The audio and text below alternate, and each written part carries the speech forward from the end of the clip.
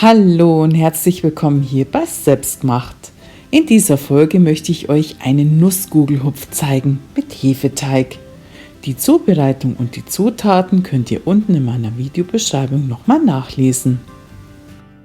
Und das erwartet euch in diesem Video, wie man diesen herrlichen Nussgugelhupf mit Hefeteig zubereitet. Er ist gefüllt mit Nüssen, Hagelzucker, Marzipan und sogar Schokoraspeln sind darin. Ich werde euch jetzt Schritt für Schritt erklären, wie ihr diesen leckeren Kuchen zubereitet. Viel Spaß! Als erstes beginnen wir mit dem Hefeteig. Dies sind die Zutaten dafür. Wir beginnen mit einem Vorteig. 200 ml lauwarme Milch. Bröseln wir 40 Gramm frische Hefe hinein.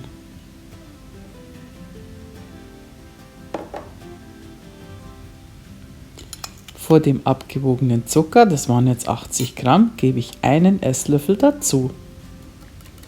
Und dann wird alles miteinander verrührt, so lange bis sich die Hefe auflöst.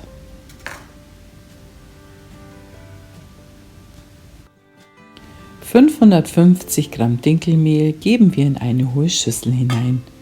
Ihr könnt natürlich auch einen Weizenmehl Typ 405 nehmen. Das bleibt euch überlassen.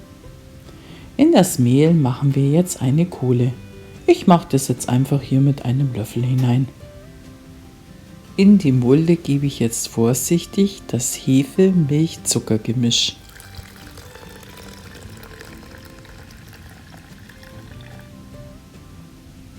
Dann bedecke ich alles ein wenig mit Mehl.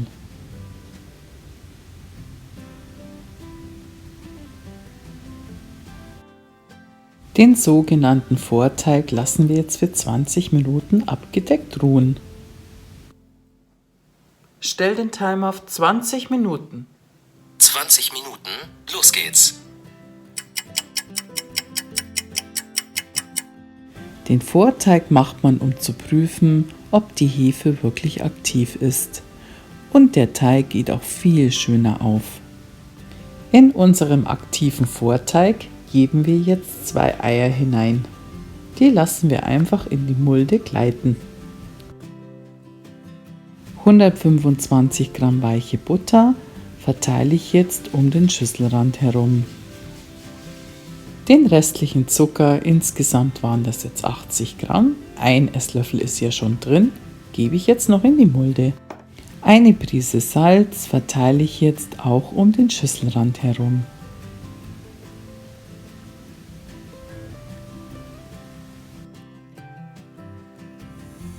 Mit Hilfe meiner Küchenmaschine lasse ich den Teig jetzt für 10 Minuten kneten.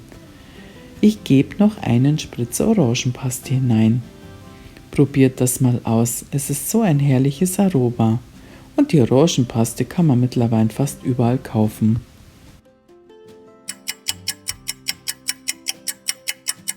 Währenddessen, dass der Teig fertig knetet, richte ich jetzt eine Schüssel her. Da gebe ich einen Tropfen Rapsöl hinein und verteile diesen gleich mit meinen Fingern. Den fertig verkneteten Teig hole ich dann aus der Schüssel. Meine Finger sind ja schön beölt und so geht das richtig schön leicht. Dann forme ich ihn zu einer Kugel und lege ihn in die beölte Schüssel hinein. Die Schüssel decke ich ab und dann darf der Teig für 90 Minuten an einem warmen Ort ruhen.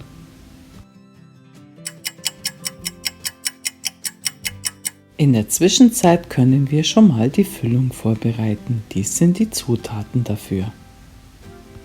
Für die Füllung benötigen wir 100 Gramm gemahlene Haselnüsse und später auch zum Bestreuen. Die Haselnüsse lasse ich grob mahlen. Das gibt einen ganz besonderen Crunch. Die gröber gemahlenen Haselnüsse gebe ich jetzt in eine Schüssel. 200 Gramm Marzipanrohmasse werden in kleine Flöckchen geteilt. Und 50 Gramm Schokoraspeln. Da könnt ihr Zartbitter nehmen oder auch Vollmilch. Das macht ihr nach eurem Geschmack. 80 Gramm Hagelzucker kommen noch dazu und einen Spritzer Orangenpaste gebe ich noch hinein. Ihr könnt natürlich auch eine Bio-Orange die Schale hineinreiben, aber probiert's mal aus mit der Paste. Es hat so ein leckeres Aroma. Des Weiteren kommt in die Füllung noch ein Ei.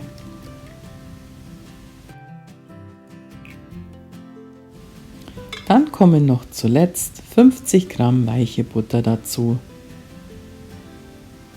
Die Masse wird jetzt mit einem Handfüllgerät verrührt und dann ist die Füllung fertig.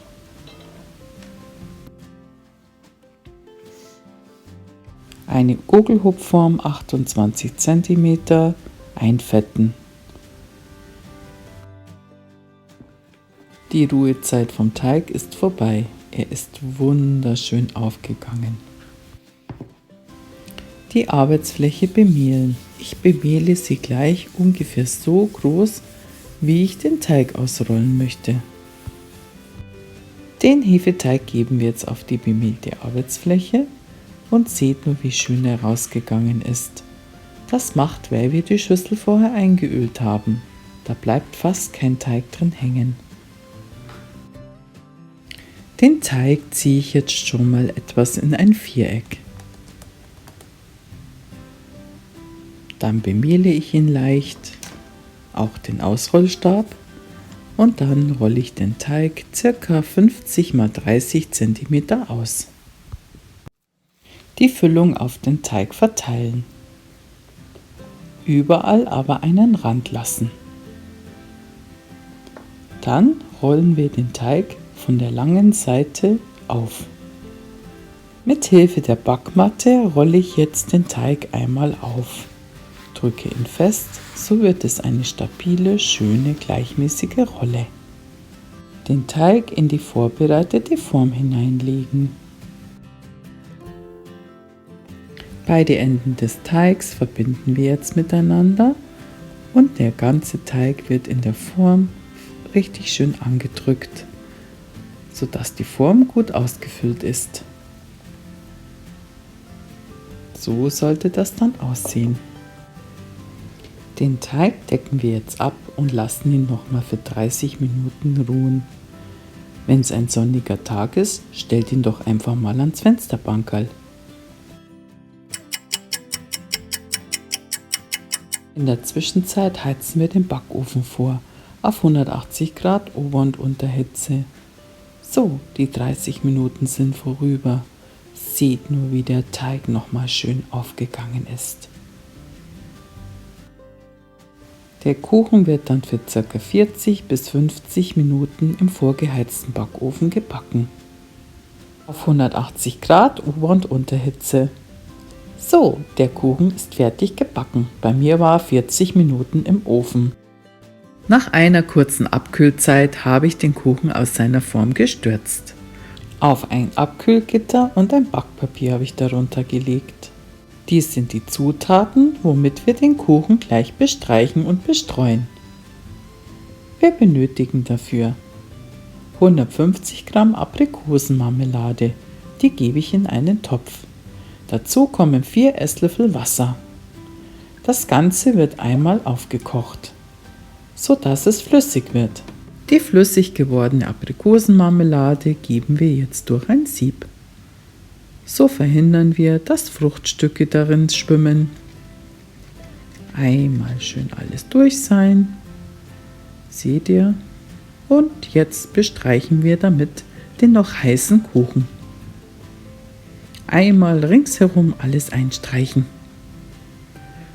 Und jetzt kommen die zweiten 100 Gramm Nüsse. Die habe ich auch vorher grob gemahlen.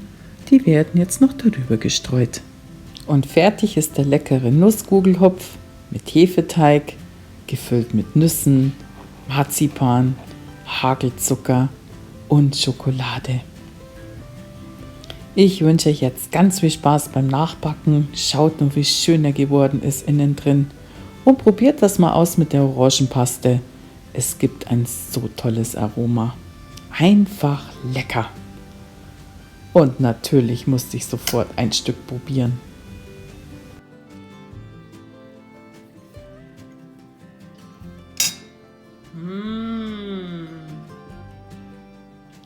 Ich wünsche euch jetzt ganz viel Spaß beim Nachbacken. Vielen Dank, dass ihr vorbeigeschaut habt.